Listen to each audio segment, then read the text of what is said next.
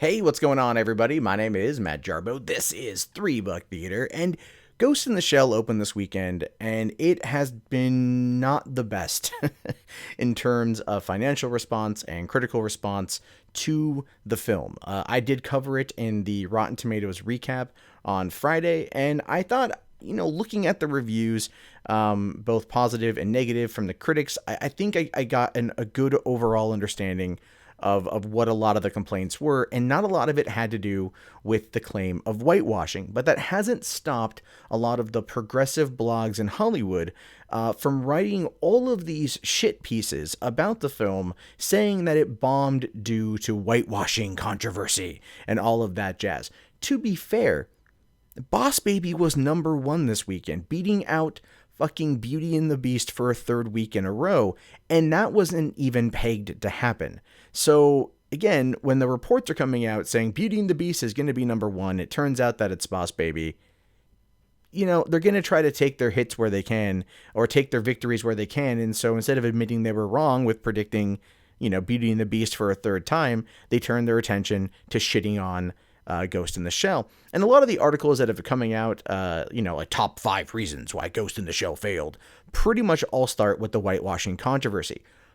But let's be fair here.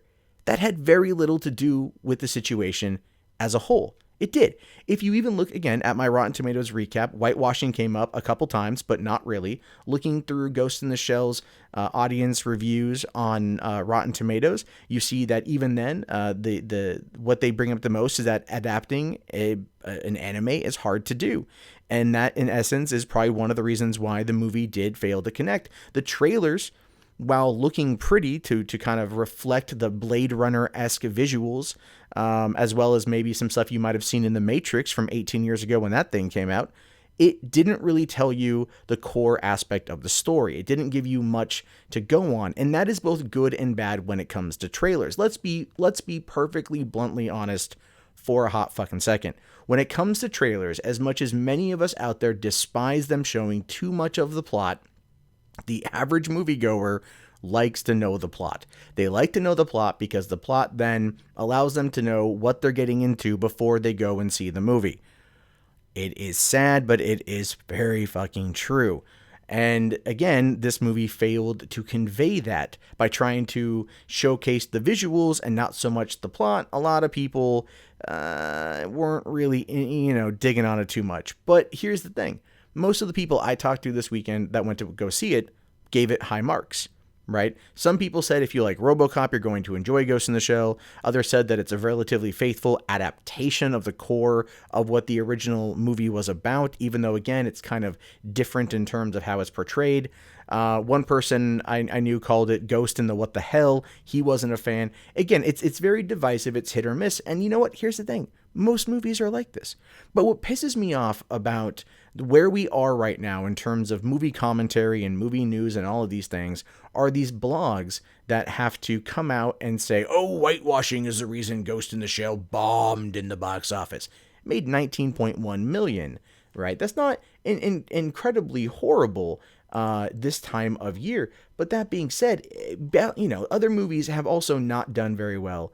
Like Power Rangers did 14 million, Beauty and the Beast did 47, and Boss Baby did 49. I mean, Beauty and the Beast is doing great. I don't think anyone can deny that that's doing pretty well. But, these are not summer levels yet. These are not summer weekend numbers. But a lot of people have been trying to claim that we're hitting summer early, that March brings us to that point. And maybe they have a point because, Logan and Kong Skull Island did very well, and things like that. And again, we're getting to that point, but we're also starting to see an over push on movies as they come out, right? Because oversaturation is the word I want to use. But anyway, getting back to Ghost in the Shell here. Deadline's been talking about this, and they say that it fell apart mostly because of the marketing. And then when they talked about the whitewashing controversy for the adaptation, that it doesn't weigh heavily on the average moviegoer's mind, but it did on the critics. Which, again, I think is one of the reasons why there's all these further shit pieces about the film after it's released. And that has to do mostly with the fact that the critics maybe didn't see the film as destroyed as they wanted.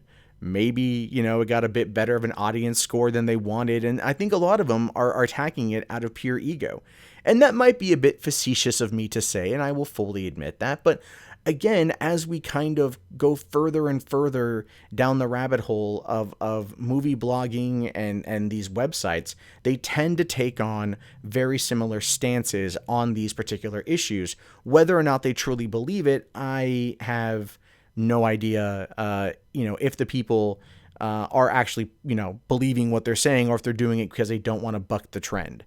And in this day and age, it's very hard to tell in that particular regard.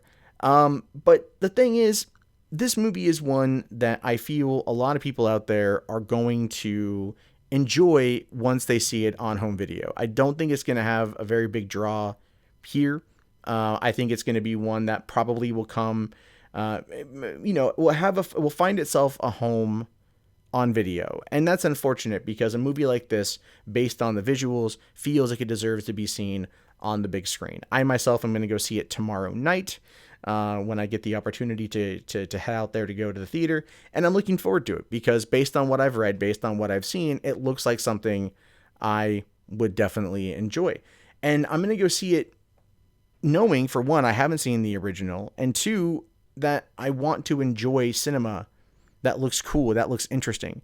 And I'm really tired of these websites that are always trying to push faux controversy, always trying to push bullshit as a way to kind of take the moral superiority route when it comes to telling you about a movie. And that's unfortunate. This story is an adaptation.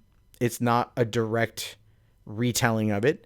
Adaptations change things all the damn time. And hopefully, going forward, the audience will be able to start calling out these bloggers for pushing these false ideological narratives, instead of just judging the property as it comes along. And it's unfortunate, because one of the things that happens is you get like a lot of celebrities that come out there, like Constance Wu from Fresh Off the Boat, that are always trying to like stir the pot, and they're always trying to draw attention to things and cast a negative shadow. And then because people are responding to it, then you see kind of the ripple effect from other places that jump on that same argument without maybe doing the proper research, or, maybe questioning the motivations of the people involved in the first place. And that's the problem with the way things are currently going, especially in terms of Hollywood. So with any luck, Ghost in the Shell will have a bit of an uptick this next week. Not a lot comes out, and maybe positive word of mouth will save this Scarlett Johansson visually stunning film. And as soon as I see it, I will definitely post a review. I'm also wanting to know your guys' thoughts on this. Do you think the film suffers from whitewashing? Do you think that it's, again, another faux controversy put in place by people who are just trying to push an ideological agenda? Let me know in the comments below. My name is Matt Jarbo. You've been listening to $3 Theater. Have yourself a great day, and peace out.